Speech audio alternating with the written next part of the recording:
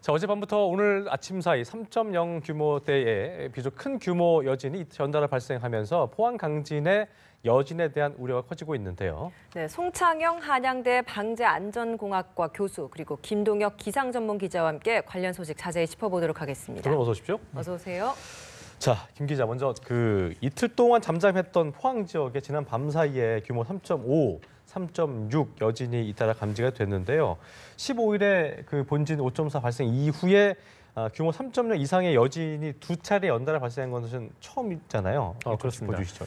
예, 말씀해 주신 대로 어젯밤 11시 45분이었습니다. 네. 규모 3.5. 그래서 지금까지 여진이 일어났던 걸로 본다면 이제 한 세 번째 규모가 되겠고요. 예. 오늘 아침 6시 5분에 규모 3.6. 그래서 지금까지 여진이 발생한 것을 총 종합해 보면은 두 번째로 강한 여진이 발생했다 볼 수 있겠습니다. 우리가 사실 깜짝 놀랐던 것은 지난 주말에 여진이 단 한 차례도 없었습니다. 그렇기 때문에 첫날 발생한 여진이 33차례였고 둘째 날이 16회, 그리고 셋째 날이 3회. 그러니까 계속해서 줄어들다가 지난 토요일에 한 차례도 없었는데 다시 또 이제 일요일에 5차례가 발생했고 오늘 아침에도 한 차례가 발생했습니다. 근데 말씀해 주신 대로 3.5와 3.6이었는데 굉장히 강한 지진이 연달아 일어나면서 다시 한번 또 이 포항에서 여진이 계속되는 것 아니냐 이런 또 우려의 목소리가 나오고 있습니다. 가뜩이나 또 본진이 발생하고 나서 여진도 있었고 그리고 영하권의 추위도 있다 보니까 지금 복구 작업이 한창인데 계속 또 이제 여진이 또 크게 발생하고 있기 때문에 그 지역 사회에서는 다시 또 한번 불안감이 좀 가중될 수밖에 없는 것 같고요.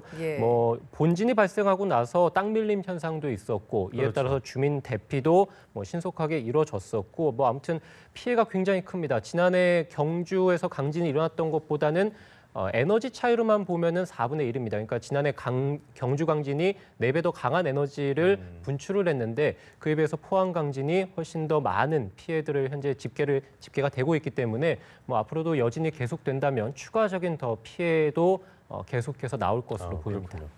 추가 피해가 우려된다라고 짚어주셨기 때문에 좀 질문을 드리고 싶습니다. 경주 지진과 좀 비교를 해볼 수밖에 없지 않겠습니까? 3.0 이상의 여진이 경주 때는 22차례나 발생을 했단 말이죠. 이번에는 3.0 이상이 6번 아직밖에 발생하지 않았기 때문에 앞으로도 추가로 더 여진이 발생할 수 있을 것인지 이것도 좀 궁금합니다. 어떻게 좀 분석되고 있습니까? 일단은 현재 모든 공학적으로 예측을 할 때 저희들이 정확한 예측하기는 곤란합니다. 현대 과학적으로. 그러나 우리가 과거의 사례를 가지고 우리가 추측할 수는 있겠죠. 작년에 아시다시피 경주 지진 이후에 저희들이 약 1년 2개월 동안 640여 개의 여진이 생겼지 않습니까? 그런다고 해서 꼭 그것이 정답이 되실 수는 없습니다. 왜냐하면 일본의 구마모토 같은 경우는 잘 아시다시피 진도 규모 6.5의 강진이 발생했고 단 이틀 후에 7.3 정도의 엄청난 또 강진이 발생했거든요. 그러니까 이런 이 지진 같은 경우는 불확실성에 기인한 특수한 재난이라고 생각하고 모든 가능성을 가지고 우리가 준비를 해야 되겠습니다. 어쨌든 최악의 상황을 대비했을 때 더 큰 여진이라든가 본진보다 큰 것도 저희가 배제할 수 없다 이 말씀이신 거죠? 예, 정확하게 말씀하셨는데 우리 재난은 항상 저희 전문용어로 블랙스완이라고 하거든요. 그러니까 항상 백조가 흰색만 있는 것이 아니라 엉뚱한 곳에 검정색 백조가 있는 것처럼 모든 가능성을 열고 준비해야 되겠습니다. 알겠습니다. 자, 무엇보다 이게 경북 포항 지진 발생 지역 인근에서 아까 말씀한 액상화 흔적이 발견이 돼서 주민들이 여전히 안심할 수 없는 상황인 건데 이런 곳이 이것도 추측이겠습니다만 어느 곳까지 어느 정도의 규모로 좀 퍼졌다고 저희가 봐야 됩니까 이거를요? 네, 지금 일단 본진이 발생한 곳을 중심으로 해서 그 액상화라고 하는 그 현상이 관측이 되고 있고 최대한 이제 8km 떨어진 지점까지는 관측이 된 것 같습니다. 근데 지금 이제 액상화라고 하는 것은 사실은 땅 아래에 있는 그러니까 집안이 이제 물을 먹고 있다가 이제 지진이 일어나게 되면은 집안에 출렁임이 있게 되죠. 그렇다 보면 이제 거기 원래 있던 모래와 흙 그리고 균질하게 있던 물까지 다 뒤섞이면서 진흙이 되고 그것이 이제 압력을 견디지 못하고 위로 분출하게 되는 과정이고 실제로 이제 이번 포항 강진이 있고 나서 많은 이제 그쪽에 있는 지역 주민들이 물이 솟는다거나 진흙이 굉장히 많이 솟았다라는 그런 목격담들이 있었거든요. 그래서 이제 많은 전문가들 그리고 이제 많은 이제 시민들분들께서 이제 이게 액상화 아니냐. 근데 우리가 사실은 한반도에서 지진이 일어나고 나서 액상화를 지금까지는 관측한 적이 없다라고 하는데 예. 지금 이제 만약에 액상화라고 판명이 나면 이제 첫 번째 지진입니다. 그런데 그 기상청에서는 일단은 어제 현장 조사로 들어갔고요. 그래서 네. 시추 작업을 통해서 그러니까 땅을 파는 것이죠. 그래서 그 땅 안에 있는 어떤 모래나 흙 그리고 이런 토양의 성분들을 검사를 해보고 그리고 그 지표면에 있는 것과 비교를 해보면 그 지금 이제 분출된 것들이 원래 땅 안에 있던 것들인지 아닌지를 판명을 할 수 있겠죠. 그래서 그렇겠군요. 이제 뭐 한두 달 정도는 걸린다고 하는데 아무래도 시추 공사가 시간이 좀 오래 걸리겠죠. 그래서 한두 달 안에는 기상청에서 발표를 하겠다라고 밝힌 상황입니다. 다만 이제 그 부산대 연구팀이라든지 아니면 한국지질자원연구원 쪽에서는 현장 조사를 미리 좀 통해서 한 30곳 정도는 이제 뭐 진흙이 분출이 됐다거나 모래가 분출된 흔적들은 발견했다 이렇게 그렇군요. 또 밝히고 있는 상황이기도 합니다. 어쨌든 뭐 예. 우리가 과거에 전혀 없다고 나는데 우리가 지진 관측을 시작한 것은 수십 년에 불과합니다. 다만 이제 과거에 뭐 조선 실록이라던가 이런 데 기록을 통해 보면은 좀 찾아보면 조선인조 21년에 1643년인데요. 네. 울산에서 지진이 있었는데 마른 논에서 물이 샘처럼 솟았고 그리고 물이 솟아난 곳에 흰 모래가 나와서 한두 마리 쌓였다. 그러니까 지금의 경우와 거의 비슷하거든요. 그러게요. 그래서 그렇네요. 뭐 우리가 관측을 통해서는 없었습니다만 과거 조선왕조실록을 통해 보면 충분히 이와 비슷한 일은 있었습니다. 그렇군요.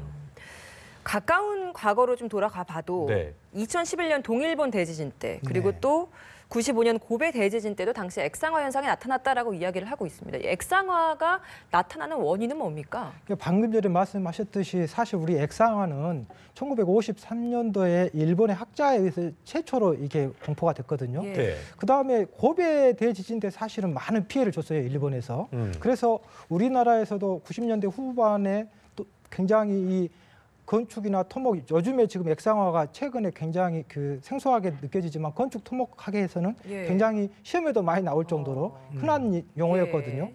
그러나 다만 저는 여기서 제일 문제가 뭐냐면 액상화라고 하는 것이 지금 기존에 우리는 한반도에 최근에 경험이 없었고 네. 그다음에 우리 학계에서도 마찬가지로 누가 이런 액상화 평생에 한 번 생길까 말까 하는 액상화에 대해서 누가 연구할 쉽지 않죠. 쉽지 않죠. 그렇죠. 그러다 보니까 저는 개인적으로 지금 현재 굉장히 큰 문제입니다. 이게 어떤 문제가 있냐면 사실 지금 지금 필로티 얘기도 나와야 되고 하지만 네. 구조 자체 우리가 잇몸이라고 할 때 집안은 잇몸 아닙니까? 그렇습니다. 근데 이도 지금 부실한데 잇몸이 부실해져 버리면 어떻게 되겠습니까? 굉장히 지금 심각한 문제가 그렇죠. 생기는 거죠. 근데 다만 제가 지금 걱정하는 것은 오늘도 아침에 그 포항의 현지에 계셨던 교수님들이라든가 기술사라든가 여러 관계 전문가들하고 통화도 한번 하고 직접 만나도 봤습니다만은 네.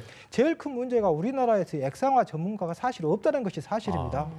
누가 평생에 한번 생길까 말까 하는 액상화를 예. 연구하겠습니까? 토질 쪽이라든가 접근은 어프로치 자체가 안 돼 있는 거죠. 그래서 그렇겠네요. 저는 이번 참에 조금 바늘 허리에 실을 묶을 것이 아니라 예. 항구적으로 좀 일본에 실제로 경험한 현장의 전문가들?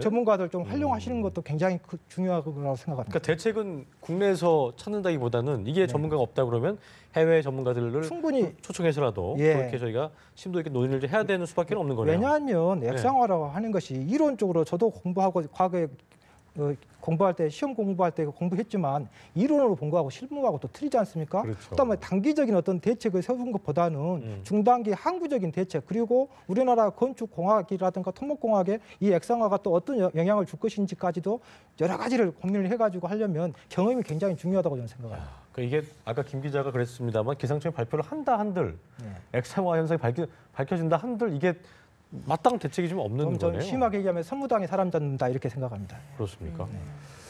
예, 쉽게 볼 부분은 아닌 것 같습니다. 어쨌든 상당히 이 대책이 말씀하신 대로 해외 쪽으로도 전문가가 좀 필요하다는 생각이 들기도 하고요. 일단 액상화보다 더 큰 문제라는 게 이제 고질적인 부실 시공인 건데 포항에서 지진 발생했을 때 내진 설계랑 시공이 잘 된 한 대학 건물이 멀쩡해서 주목받기도 한 반면에 또 그렇지 않은 것도 있었는데 경주 지진 이후에 김 기자 볼 때 어떤 그런 구조적인 부분들, 사후 관리 같은 거 이런 게 좀 어떤 좀 발달이 됐습니까? 좀 고쳐졌습니까? 어떻게 좀 보고 있을 수 있을까요? 예, 뭐 그게 사실은 우리가 내진 설계만 놓고 본다면 예. 사실은 지난해 경주 지진이 있고 나서 뭐 내진 설계를 강화하는 기본 법들도 이제 발의가 됐는데 그렇죠. 사실은 그런 것들이 통과가 지금 안 되고 있거든요. 예. 왜냐하면 예. 경주 지진이 있고 나서 반짝 이제 우리가 일주일 있다가 다시 또 큰 여진이 있었고 그래서 한두 달 정도는 여진이 계속해서 지속이 되다가 이제 올 초 들어와 가지고는 사실 여진이 좀 잠잠해졌거든요. 그렇죠. 그렇다 보니까 이제 국회에서 이 법안들이 통과되는 비율도 굉장히 적었고 그래서 지금까지도 계류된 법안들이 굉장히 많은데 뭐 어쨌든 우리나라의 여진 그 내진 설계만 놓고 본다면 우리가 이제 과거에 굉장히 오래전에 지어진 건물들, 그러니까 1988년 이전에 지어진 건물들에 대해서 이제 그때는 이제 내진 설계에 대한 기본법들이 없었기 때문에 그것에 대한 오래된 건물들에 대한 내진 설계 강화 이런 것들이 필요한 것 같고요. 그리고 1988년 이후 그리고 2005년 사이에 지어진 굉장히 저층의 건물들, 그러니까 2에서 5층 사이의 건물들도 사실은 법안이 없었습니다. 그래서 1988년 이후에 뭐 6층 이상의 건물, 그리고 2005년에 3층 이상의 건물들, 그리고 최근 2월 달, 그러니까 경주진이 있고 나서 최근 2월 달에는 2층 이상의 건물들에 대해서 내진 설계를 강화해야 된다라는 이제 법안이 있는데 이제 오래된 건물들이나 제가 조금 전에 말씀드린 오래됐고 저층된 건물들은 내진 설계가 갖춰지지 않았기 때문에 이런 것들에 대해서 내진 설계하려면 당장 이제 건물주들이 자기 건물에 대해서 돈을 지불을 해서 내진 설계를 해야 되는 겁니다. 그런데 쉽지 않죠. 그래서 사비를 내야 되는 거죠, 그걸요. 하려면. 그렇죠. 그래서 이제 그와 관련된 법안도 있습니다. 그래서 내진 설계를 건물주가 다 할 수는 없으니 정부와 지자체에서 일정 비율을 하고 그 건물주에 대해서 그 건물에 대해서도 인센티브를 제공하는 그래서 지자체에서 그런 것들을 하고 있긴 한데 그래도 자발적으로 하기에는 내 돈이 너무 많이 들기 때문에 쉽지는 않습니다. 그리고 법안도 현재까지 계류 중이고 그래서 이런 것들이 좀 필요하고 지금 포항에서 대학교 특히 이제 한동대인가요? 거기서 이제 일부 이제 건물 중에서 외벽이 이제 무너지는 사고가 있었죠. 그런데 이제 그 주변에 있는 다른 건물, 대학교 건물은 30년 전에 지었는데 그 건물은 이제 기초공사를 처음에 지을 때 튼튼히 했다. 물론 뭐 내진 설계도 했었습니다만 기초공사를 굉장히 튼튼히 해서 이번에 별다른 피해가 없었다라고 하는 것이고요. 그래서 뭐 당시 기초건설을 어떻게 했냐라고 좀 보니까 기둥에서 이제 가로 철근 간격, 그러니까 철근 간격을 굉장히 두껍게 했었고, 촘촘하게 했었고, 그리고 철근 중심부도 굉장히 두껍게 했고, 기둥은 없고 벽을 굉장히 두껍게 설치를 했다. 그래서 기초 공사 자체를 아예 튼튼히 했더니 한 6.0까지는 견딜 수 있게 되는 것 같다라고 이제 그 대학교에서 시설 운영과에서 그렇게 얘기를 하고 있거든요. 그래서 이런 뭐 내진 설계도 중요하고 건물을 지을 때 초반에 아예 이제 기초 공사 하는 것 자체도 굉장히 좀 필요한 것으로 보입니다. 그렇겠네요. 이 내진 설계 기준이 있었다고 하더라도 사실 이걸 지키지 않고 지금 부실 시공도 많기 때문에 더 문제가 되는 것 같은데 필로티가 지금 가장 또 문제가 되고 있지 않겠습니까? 필로티도 사실 근데 그 기준에 맞게 잘 건설을 한다면 내진에 견딜 수 있는 구조임에도 불구하고 우리가 그 필로티를 그 밑에 부분만 기둥을 띄워서 놓기 때문에 이게 또 문제가 된다고 하더라고요. 이거 좀 어떻게 좀 보강을 해야 되는 겁니까? 일단은 저희들이 건축 구조공학적으로 벽식이면 전부 다 기초까지 벽이 그대로 힘을 전달하는 게 제일 좋고 기둥이 힘을 받으면 그대로 기둥으로 이렇게 가는 것이 제일 좋습니다. 그런데 우리가 지금 지하 공사를 하면 공사비가 많이 들기 때문에 지하를 파지 않고 지하 주차장에 들어갈 공간에 우리가 필로티를 해서 사실 주차장을 만든 거 아니겠습니까? 사실 1층이 임대비가 제일 비싸기 때문에 거기를 주차장으로 쓸 이유가 하나도 없는 거예요. 그렇지만 우리가 지하 터파기 공사비 때문에 그렇게 만든 거 아니겠어요? 터파기 공사가 비용이 많이 들기 때문에. 공사비가 훨씬 많이 듭니다. 자, 그러다 보니까 이제 지금 필로티가 무조건 지금 말씀하신 것처럼 무조건 위험하다. 이것은 또 아닙니다. 요즘에 그 벽체 하중을 기둥이 받아가지고 그 불안정한 구조물을 우리가 알기 때문에 전이층이라고 해가지고 그 수평보에다가 그 트랜스퍼 전이보에다가 철근을 현장에 가보면은요, 철근 콘크리트가 들어가지 않을 정도로 철근을 엄청나게 저희들이 많이 넣어가지고 요즘에 전옵니다. 근데 제가 영상이라든가 지금 현장에 가 계신 분들 말씀 들어보니까 전부 다 부실 시공입니다. 방금 우리 기자님이 말씀하셨듯이 기둥에 메인 주근은 하중을 받지만 실제 우리가 지지는 수평 하중이라 하거든요. 그러면 그 수평 하중에 견딜 수 있는 것은 가로로 있는 띠철근이지 않습니까? 그 띠철근의 간격이 굉장히 랜덤하게 이렇게 특히 상단부와 하단부에 더 촘촘하게 배근이 되어줘야 되는데 이게 평상시 때는 별 역할을 하지 않지만 평생에 한 번 있을까 말까 한 지진이 생기면은 이게 제일 큰 역할을 하는 거거든요. 지금 저 화면 봐도 지금 그 진동 때문에 필로티가 무너지는 저 상황이 저게 무너지면 건물이 그냥 주저 않는 거죠. 제가 봤을 때는 저건 100% 부실 시공인 것 같고요. 저희 그 구조기술사회라든가 뭐 여러 가지 협회나 학회에서 오늘 갔다 오신 분들하고 얘기를 아침에 차 한잔 마셨거든요. 얘기 들어보니까 대부분이 부실 시공이었다는 거죠. 그러니까 건물과 연결이 돼 있어야 되는데 밑에만 받치고 있는 시계. 띠철근 양을 충분히 보강을 했어야 되고 단면 설계도 제대로 했어야 되고 이게 상박자입니다. 구조 설계를 잘해야 되고 시공을 잘해야 되고 예. 그리고 제대로 시공이 된지 감리를 해야 되는데 네. 저는 지금 구조 설계도 문제가 있지만 시간 관계상 시공에 지금 큰 문제가 있다고 생각합니다. 왜냐하면 특히 지금 보면은 이 영세한 건설 회사들이 지어진 건물들이 지금 대부분인 것 같거든요. 보면은 그렇죠. 조그마한 건물들, 뭐 개인 빌라들도 그렇습니다. 많거든요. 대부분이 저기요. 그런 예, 것들. 그렇죠. 자, 이게 비용이 적으니까 아무래도 시공도 대충, 감리도 대충. 특히 시공 우리나라에 지금 현재 건설 노무자의 좀 부끄러운 민낯이지만 지금 건설 노무자 특히 이 골조공사가 제일 힘들거든요. 우리나라 사람이 짓지 않습니다. 대부분이 외국인 노무자입니다. 그렇군요. 특히 이 중국계 우리 조선족이라든가 커뮤니케이션이 되니까 처음에는 그렇게 했다가 지금은 그분들도 없으니까 파키스탄 분들 동남아 분들 그러다가 동남아 분 하다가 지금은 그분도 없으시니까 저기 아프리카 계신 분들까지 모셔다가 이렇게 하고 그러니까 지금 문제는 교수님 이 상태에서 저희가 다시 지을 수는 없기 때문에 보강이 과연 그럼 가능하느냐? 부실한다면 여기서 보강을 해서 좀 덜 위험하게 할 수 있느냐? 그것도 지금 그런 쪽에 특허라든가 이런 것을 개발해가지고 준비하신 분들이 많이 계시거든요. 그래서 저는 그렇게 했으면 좋겠고 다만 이게 적절 어느 정도 수준이 있거든요. 너무 일정 규모 이상의 너무 많이 피해를 입은 것은 어쩔 수 없이 복구가 안 된다. 복구가 안 된다. 그렇군요. 여기서 보강을 하는 거라고 한다면 좀 어떤 방법으로 보강이 되는 겁니까? 기둥의 강성을 높여주는 거거든요. 네. 기둥이 세워 있는 상태에서 해야 될 거 아니에요? 그렇죠? 그렇습니다. 거기에 이제 수평 하중에 견딜 수 있도록 보강을 해주는 겁니다. 그래요. 쉽지 않아 보이는 부분인 것 같긴 합니다. 자, 포항에서 여진이 계속 이어지고 있는데요. 도로도 그렇고 항만도 그렇고 학교 등의 어떤 공공시설도 그렇고 뭐 주택이나 상가 등의 사유시설의 피해도 점점 저희가 뉴스로 접하고 있습니다만 눈덩이처럼 불어나고 있는 상황인데 이재민 고대책도 좀 중요한 것 같습니다. 어떻게 이루어지고 있습니까? 뭐 정부에서는 이재민에게 임대주택 160채 일단은 제공하겠다. 이제 밝혔고 국토부에서 포항 이재민 주거지원 융자기금 480억 원을 긴급적으로 편성하겠다. 물론 조금 이따가 발표되겠습니다만 중앙재난안전대책본부에서 이제 특별 재난안전 지역 선포될 가능성도 있겠죠. 그래서 여러 가지 정부에서 대책을 하는데 일단 임대주택 160채 그러니까 지금 사실은 이재민이 1,000가구가 넘지 않습니까? 그러니까 1,000여 명이 넘는 이재민들이 현재 이제 있게 되는데 지금까지 안전 점검이 끝나지 않은 건물들도 굉장히 많습니다. 1,000여 동 이상 되는 걸로 알려져 있고 아직까지 신고하지 않은 주민들도 있다고 합니다. 그렇기 때문에 피해지 주거 안정이 굉장히 좀 오랜 시간 걸릴 것 같고 이재민도 더 늘어날 가능성이 있거든요. 그래서 지금 160채 가지고는 당장 해결하기에도 부족한 상황입니다. 지금 또 굉장히 날씨가 춥고 그래서 동조역인데다 고령자들이 굉장히 많은데 지금 텐트라든지 아니면 칸막이를 설치해가지고 임시 수용소에 있는데 과연 이 이재민들을 이 겨울이 나기 전에 어디로 이제 이동을 시킬 것인가 이것이 이제 가장 큰 문제가 되기도 합니다. 그래서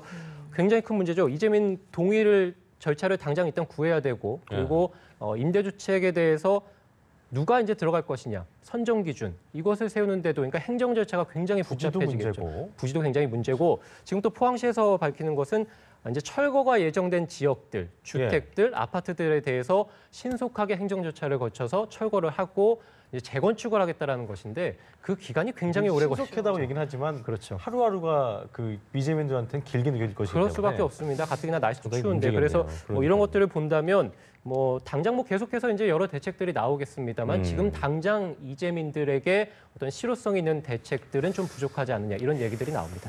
당장 나올 수 있는 대책이라고 한다는 게 보통 이제 특별 재난 지역으로 선포된 이후의 혜택들일 것 같은데 어떤 혜택들이 있습니까?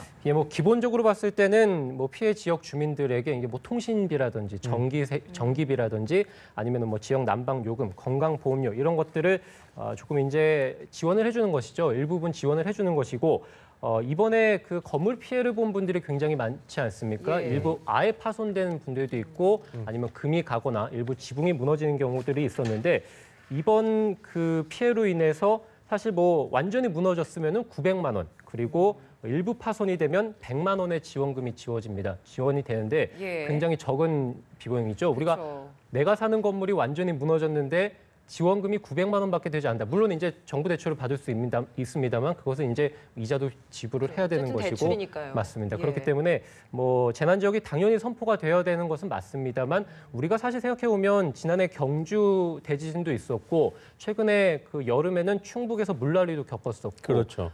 더 거슬러 올라간다면 세월호도 있었고요. 그래서 굉장히 많은 자연재해들이 최근에 빈번하게 발생하고 있는데 우리가 이런 정부의 지원은 과거에 아직까지도 머물러 있습니다. 그렇기 때문에 지원금이 우리가 생각하는 이재민들이 생각하는 것보다는 턱없이 부족할 수밖에 없고 이것이 경주 지진을 겪고 그리고 최근에 물난리를 겪고 나서도 그대로인 상황이거든요. 예. 이런 것들에 대한 뭐 대책 마련 그리고 법안 발의도 좀 시급한 것으로 보입니다. 교수님께서 끝으로 한 말씀 좀 해주시면 좋을 것 같아요. 그러니까 어쨌든 그 지진 후에 대책 관련된 법안 40여 건 발의됐지만 대부분 처리가 못 된 채 관련 상임위에 계류 중이라고 하는데 일단 지진이 발생할 때만 반짝하는 게 아니라 뭔가 장기적인 대책 아까 말씀하신 대로 필요해 보이거든요. 끝으로 마무리 말씀 한번 해주시죠. 근데 지금 방금 말씀하신 것에서 혜택이라는 용어는 맞지 않는 것 같아요. 그러니까 전 세계적으로 어떤 재난이 생겼을 때 국가가 국민한테 전체 혜택을 준다라는 표현보다는 사실은 예. 어떤 지원이나 감면이라는 용어가 정확한 맞습니다. 용어입니다. 그렇죠. 실질적인 그분들이 혜택 받는 것은 거의 없거든요. 그렇죠. 피해자입니다. 그다음에 방금 좀 좋은 얘기를 질문을 해주셨는데 저는 지금 대한민국이 제일 큰 문제가 지금 현재 현장에 가보시면 아비 교환인 게 몇 가지가 있어요. 네. 소위 해서 전국에서 학회나 협회에서 이렇게 가가지고 지원을 해주고 있고 또 시민 거버넌스가 가고 있는데 네. 그러한 인력을 적절하게 활용을 좀 해줘야 되는데 예. 이게 경험이 없는 거거든요. 지금 대한민국의 가장 큰 문제가 재난안전기본법에요. 재난관리 책임기관이 어딘지 아십니까? 청와대인가요? 행정안전부인가요? 어딘가요? 지금 현재 재난안전기본법에 정확하게 재난관리 책임기관은 17개 광역시도 228개 시군구청장이 소위 얘기해서 상황판단회의를 하고 지대본을 구성해서 현장에 초기 대응을 하게 돼 있어요. 각 지자체별로. 지금 이건 우리나라뿐만 아니라 전 세계가 그렇습니다. 전 세계가. 그러니까 1592년도에 임진왜란이 일어났을 때 당시 왕인 선조가 대응하는 것이 아니라 현장 지휘관인 이순신 장군에 의해서 대응된 게 아니겠습니까? 그렇죠. 근데 지금 현재 17개 광역시도 228개 시군구의 이 역량이라든가 전문성이라든가 진정성이 조금 부족하다. 의문시 된다. 지금 제일 큰 문제가 여러분들 우리가 어떤 애로사항이 있으면 비상금 가지고 다니시는 것처럼 재난이 생기면 지자체가 그 재난에 쓰기 위해서 재난관리 기금도 우리가 법적으로 의무화돼 있거든요. 그렇죠. 예. 근데 지금 안 되어 있는 최근 광역시도 중에서 몇 년 동안 단 한 푼도 재난관리 기금을 안 모아놓은 그런 지자체도 있거든요. 자, 그런 지자체 과연 그 시민의 생명과 재산을 그 기관장이 정말 할 것인가 저는 의문시 됩니다. 그래요. 네, 새로운 입법보다도 지금 있는 법을 가지고도 좀 더 적극적으로 임할 수 그렇습니다. 있는 지자체 진정성과, 예. 진정성이 필요하다라는 말씀으로 좀 마무리 짓도록 하겠습니다. 네. 네, 오늘 말씀 고맙습니다. 고맙습니다.